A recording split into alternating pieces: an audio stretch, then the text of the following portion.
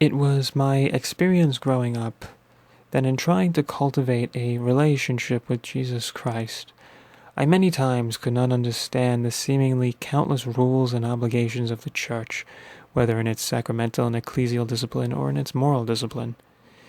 Now granted, such rigidity has its excesses, perhaps, but such is the clarification that ought to be made. Every relationship has rules.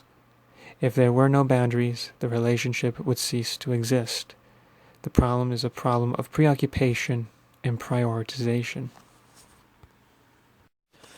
I think it needs to be pointed out that obligation emerges out of love, but we came out of a time period in which obligation became the only reason to do or not do something, and we have forgotten the aspect of love, which is the source of true obligation.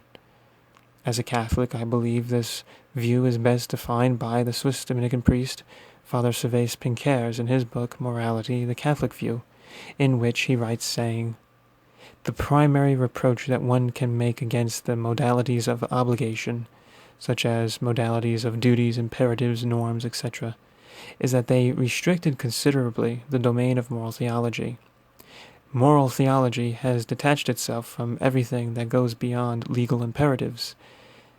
The moral theology of the manuals lost sight of essential questions." As we can see, we need to restore the original image of the relationship between obligation and love.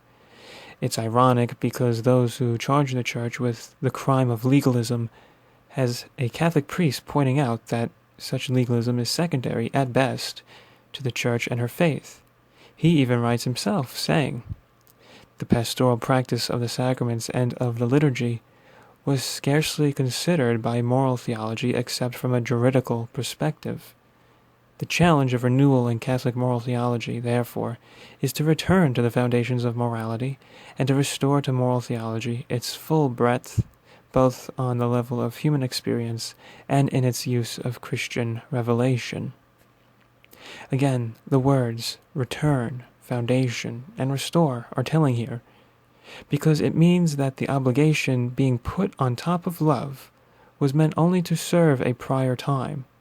Now that time has passed, so a restoration must come to pass, in which love takes the helm of the Church, not because it was not always this way, but because it predates the emphasis on obligation.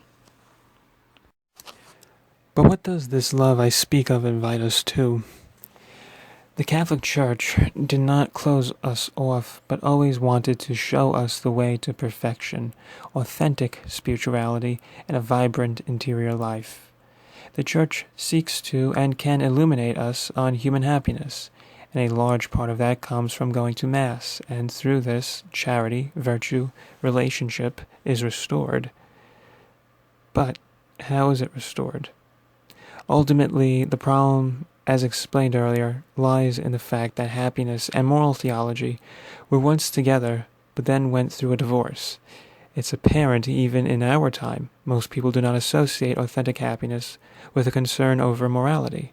In fact, in the words of Father Servais, rather, the desire to be happy seems to endanger the purity of one's intention and to threaten freedom, because of the hold happiness continues to retain on the inner life of the human person. It seems like as if the morally good person now experiences an almost instinctive fear of happiness. Yet, there is an authentic morality grounded in human nature that leads to authentic happiness. Therefore, it ceases to be an imposition and more of an invitation. Father Servais Pinckaers would go on to say that in the context of a gradual education guided by the light of the gospel, an active cooperation rooted in God and the human person can develop.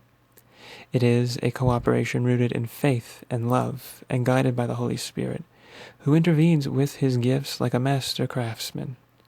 Properly understood, therefore, a theory of virtue that brings freedom for excellence to perfection has a close affinity with the Scriptures. This divorce can only be healed, according to Father Servais Pinckaers, by 1. Rediscovering our spiritual nature in its spontaneous yearning for truth, goodness, and happiness, and 2.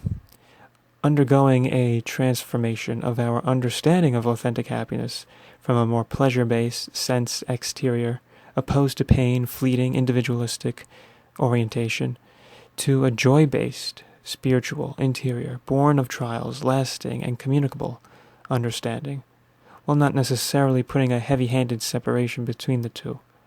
It's a call not to limit our happiness to only the sensible. Once these two are more thoroughly established in our hearts and minds, then, according to Father Servais, we shall strive to reinsert the action of the Holy Spirit into the moral life in harmony with the evangelical law, and we shall attempt to strengthen the doctrine of the natural law from the perspective of our natural inclinations.